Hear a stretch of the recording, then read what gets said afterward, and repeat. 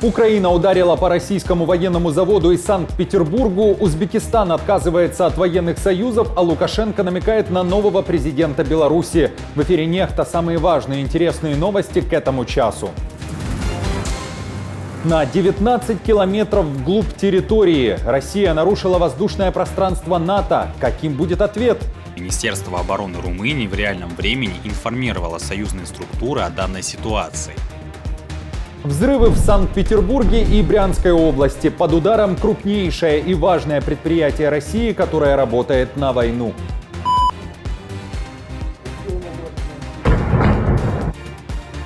Уходит или же остается? Лукашенко устроил очередное шоу. Кого назвал новым президентом Беларуси и почему быстро отказался от этих же слов? Имею на это право. Друзья, всем привет! Буду рад вашему лайку, подписке и репосту. Вы прекрасно знаете, что для нас это очень важно. Оставляйте также свои комментарии. И спасибо вам за обратную связь. Об актуальных и важных событиях прямо сейчас начнем. Российский беспилотник залетел вглубь страны НАТО на 19 километров. Произошло это во время очередной атаки по Украине. Об инциденте сообщает Минобороны Румынии. Там уточнили, что цель, которая направлялась в сторону воздушного пространства страны, засекли радары в районе половины третьего ночи. Уже в 4 часа утра малогабаритный объект был над территорией Румынии. В этот момент была поднята авиация. Самолеты F-18 ВВС Испании и самолеты ВВС Румынии. В румынском Минобороны уточняют, что спустя полчаса цель исчезла, вероятно, вернувшись обратно в Украину. Конечно же, в Румынии ничего не сбивали. Вооруженные силы Министерства обороны начнут с сегодняшнего утра проводить исследования в указанной зоне. Министерство обороны Румынии в реальном времени информировало союзные структуры о данной ситуации, оставаясь с ними в постоянном контакте. В Украине тем временем сообщали о появлении нового дрона во время атаки по стране. Он не похож на иранские шахеды, которые россияне также запустили в ночь на субботу. Кроме того, Украину атаковали и крылатыми ракетами. Под ударом были объекты энергетики и жилые дома в разных регионах страны.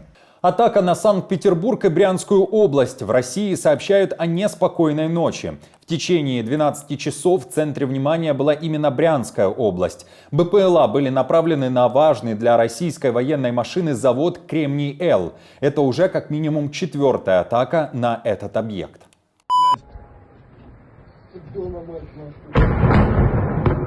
Завод считается одним из крупнейших предприятий микроэлектроники России, где производят все необходимое для ракетных комплексов, для ЗРК «Панцирь», для ракет «Искандер» и другой военной техники РФ.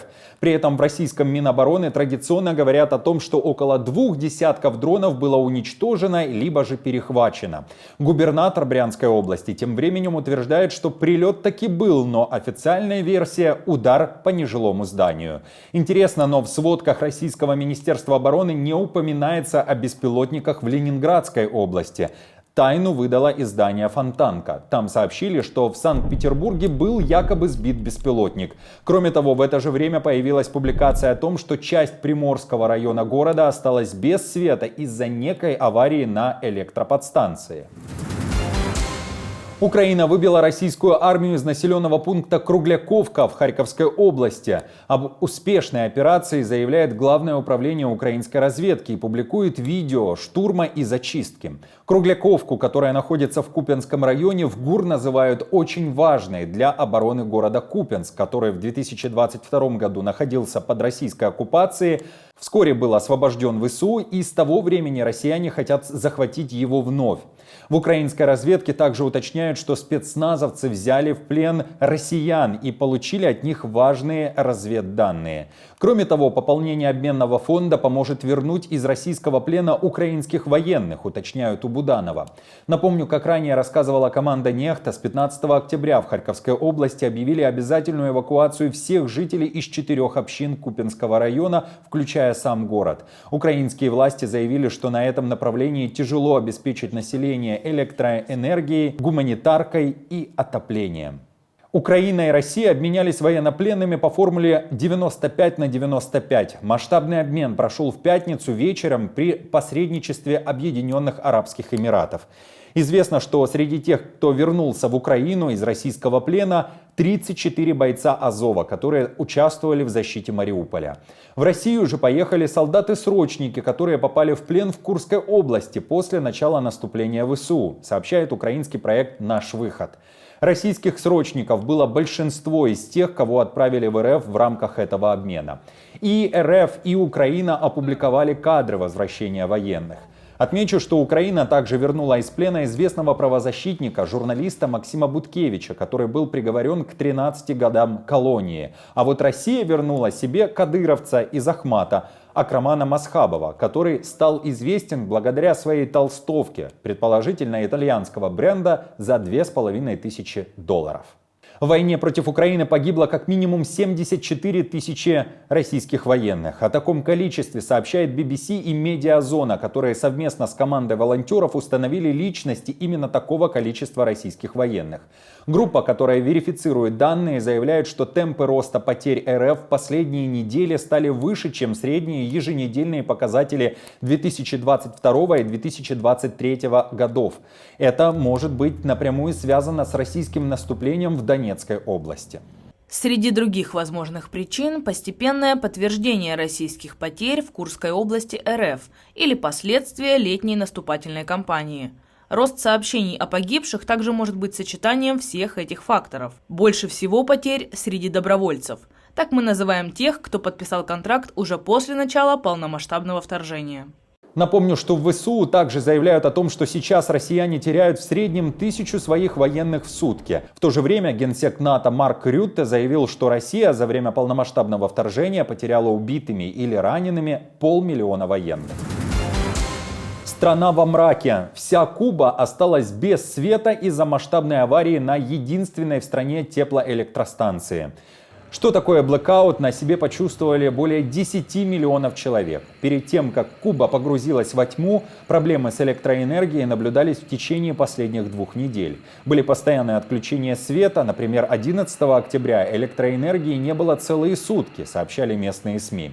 А после аварии в пятницу правительство Кубы приняло решение временно закрыть абсолютно все учебные заведения, клубы, отменить все развлекательные и культурные мероприятия. На работу должны были выйти только работники госпредприятий и пищевой промышленности и здравоохранения. Интересно, но тотальный блэкаут произошел буквально через несколько часов после того, как премьер-министр Мануэль Моррера заверил всех, что ситуация в энергетической сфере улучшилась. Кроме того, напомню, что Куба обвиняет в энергокризисе США. Из-за санкций страна с трудом закупает необходимое топливо.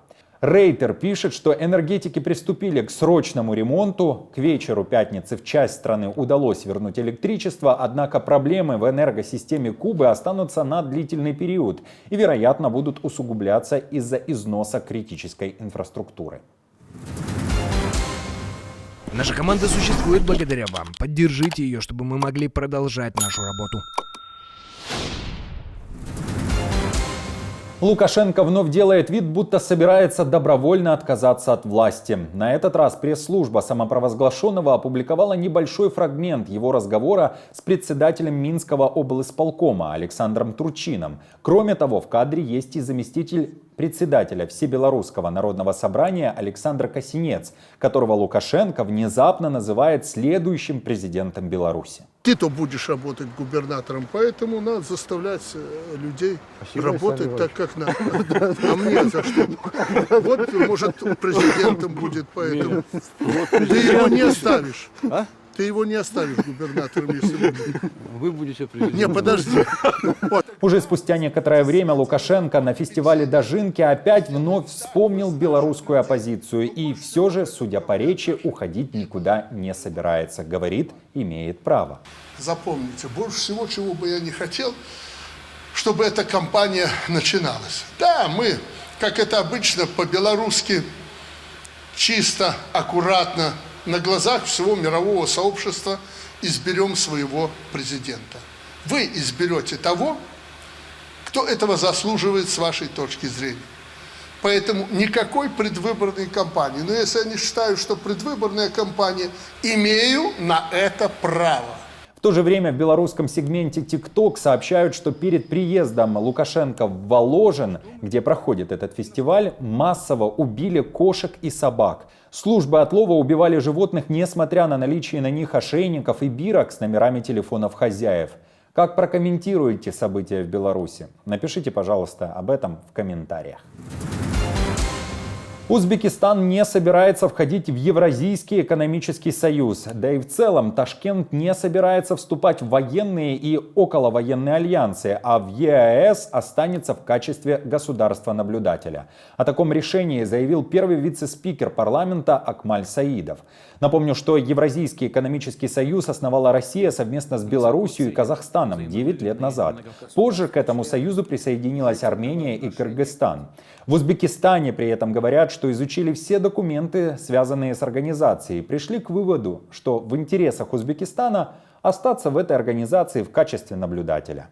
К тому же в Ташкенте заявили, что граждане страны не должны принимать участие в военных конфликтах за рубежом. В первой статье Конституции сказано, что Узбекистан – суверенное государство. Если речь идет о вступлении в какие-либо военизированные оборонительные структуры и организации, то нет, не допускаем. Мы никогда не будем отправлять наших ребят за рубеж для выполнения каких-либо военных миссий, в том числе и миротворческих. На нашей территории не будет никаких иностранных военных баз. Друзья, на этом все. Не забудьте оставить свой комментарий и лайк. Мы же с командой продолжаем следить за самыми важными новостями. Оперативную информацию от Нехта ищите, как всегда, в наших телеграм-каналах или на платформе X. Спасибо вам за доверие и то, что остаетесь с нами. До новых встреч и хороших вам новостей.